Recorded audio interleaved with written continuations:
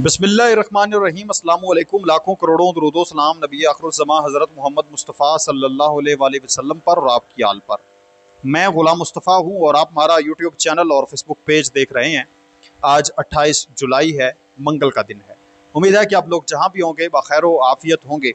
हम बात करने जा रहे हैं कि ईरान ने दुबई, बहरीन और दूसरे खलीजी जो ममालिक हैं इनको रंगे हाथों पकड़ दिया। ईरान के ख़िलाफ़ एक बहुत बड़ी फ़ौजी कार्रवाई की तैयारी जो है वो पकड़ी गई है।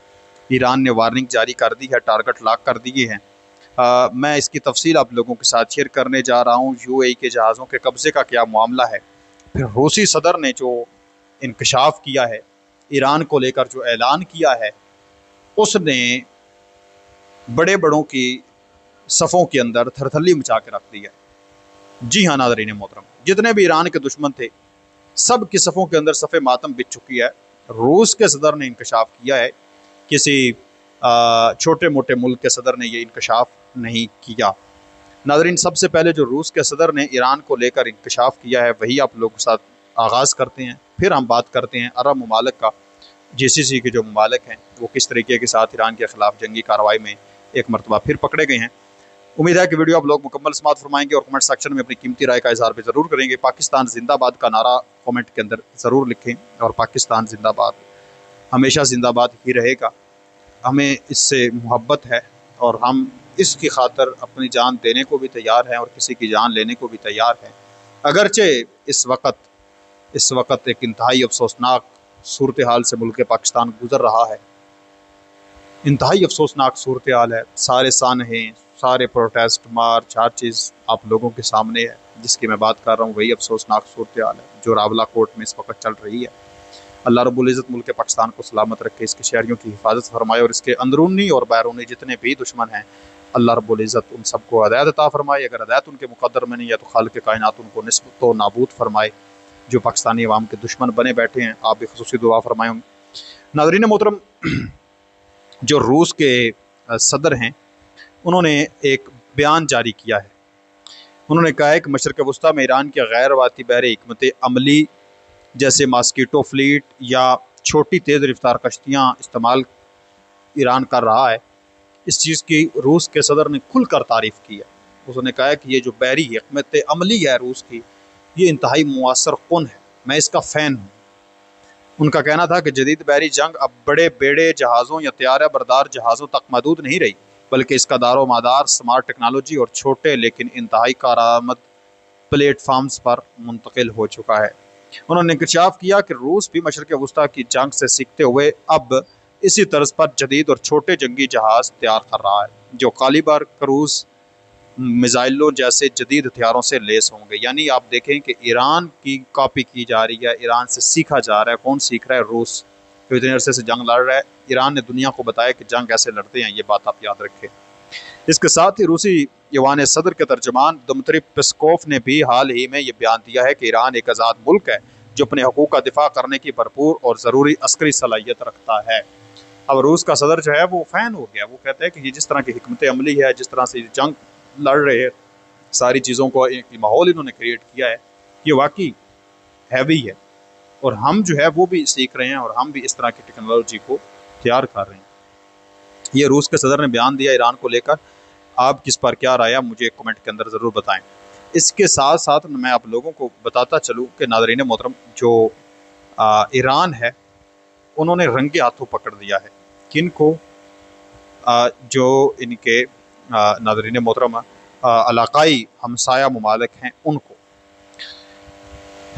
जो ईरान के वज़ारत ख़ारजा के तर्जुमान हैं इस्माइल बक्काई, उन्होंने वाज़ेह किया कि तेहरान के पास ऐसी इतलाआत हैं जिनके मुताबिक बाज़ सूरतों में इन इलाकाई ममालिक ने ईरान के ख़िलाफ़ फ़ौजी जारियत में आज़ादाना तौर पर भी हिस्सा लिया है।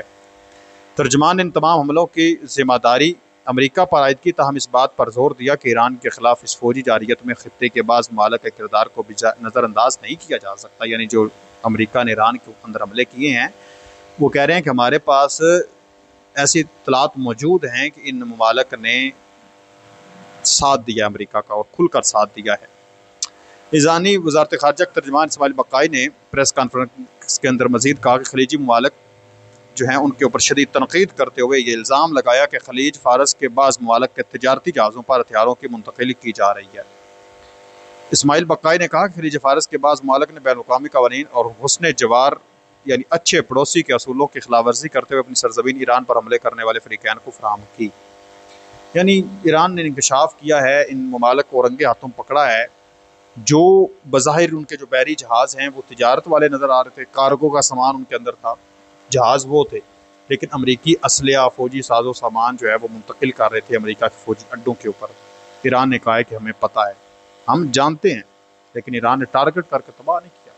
बता दिया है कि हम जानते हैं, हमारे पास ऐसी इत्तलात मौजूद हैं, लिहाजा किसी वहम गुमान के अंदर नहीं रहना कि ईरान नहीं जानता। टारगेट तो यकीनी तौर पर लाक है। फिर हम ये कह सकते हैं कि अगरचे उनके पास मौजूद हैं उनके जहाज, लेकिन हकीकी मानों में कब्जा ईरान का है कि ईरान जानता है किस जहाज के अंदर क्या कुछ है, और जिसकी जो ईरान की मर्जी होती है उस जहाज को गुजरने देता है, वगरना तबाह कर देता है। फिर कब्जा किसका हुआ? ईरान की हुआ। जब ईरान की मर्जी के बगैर वो आगे पीछे नहीं हो सकते, मूव नहीं कर सकते आबना हॉर्मज़ के अंदर। और फिर जो आबना हॉर्मज़ के करीबी इलाकों के अंदर भी बहरी जहाज आ जा रहे हैं, ईरान बता रहा है कि इनके अंदर अमरीकी फौजी असलहा मौजूद है जो इनके अड्डों पर मुंतकिल किया जा रहा है। ये इतलात ईरान दे रहा है। और ये कौन से ममालिक हैं? ये GCC के ममालिक हैं, जितने भी करीबी ममालिक हैं उनमें से। अब ईरान ने वाज़ेह नाम नहीं लिया, मुमकिन तौर पर या तो दुबई हो सकता है, बहरीन, ये हो सकते हैं। ये मैंने इस वजह से इसके अंदर लिखा है क्योंकि मुझे ये लगता है, क्योंकि इस जंग के दौरान इन्होंने तो अपने अड्डे खुलकर अमेरिका के पेश किए, हवाले किए कि आप हमले करें, तो ईरान ने खबरदार कर दिया है।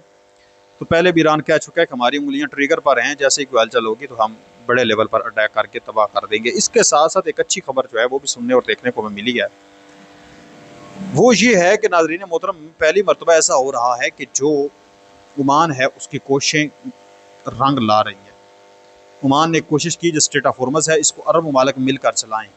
अगरचे ईरान को तहफ़्फ़ुज़ात हैं, ईरान के ऊपर अटैक हुए इन ममालिक से, अमेरिका के फौजी अड्डे इनके अंदर मौजूद है, फिर भी ईरान ने कहा ठीक है। ईरान के अंदर वफद गया। पहली मरतबा ईरान और सऊदी वज़ीर ख़ारजा के दरमियान एक तवील टेलीफोनिक लंबी गुफ्तगू हुई है। पहली मरतबा लंबी गुफ्तगू इस मामले को लेकर हुई है कि मुतहिद हो जाए, मैकेनिज़्म तैयार हो जाए, अदरवाइज़ ऐसे गुफ्तगू होती रहती है। तो ये एक अच्छी खबर है कि कम अज़ कम ये किसी चीज़ मसले पर, किसी एक चीज़ पर को मुतहिद होते हुए हमें नज़र आ रहे हैं। अगर ये आबना हॉर्मज़ का कंट्रोल ये सब इनके हवाले हो जाता है, ये मिलकर उसको चलाते हैं, तो अमेरिका की छुट्टी है, कन्फर्म छुट्टी है, इसमें तो कोई दूसरी राय नहीं है। लेकिन दूसरी तरफ ये इस तरह की जो सरगर्मियाँ कर रहे हैं, असलहा की मुंतकिली, ईरान ये जो इनके ऊपर कह रहा है कि हमें ये चीज़ें मसूल हो रही हैं, इस चीज़ से इनको निकलना होगा। जब तक इस चीज़ से नहीं निकलेंगे, ईरान का खुलकर साथ नहीं देंगे, तो मामला हल नहीं हो सकते। आप इस तमाम तर सूरत पर क्या कहते हैं ज़रूर बताएँ। मिलते हैं और नई वीडियो में, तब तक अपना और अपने प्यारों का ढेर सारा ख्याल रखें। नेक्स्ट वीडियो तक अल्लाह निगहबान। पाकिस्तान हमेशा जिंदाबाद। वस्सलाम।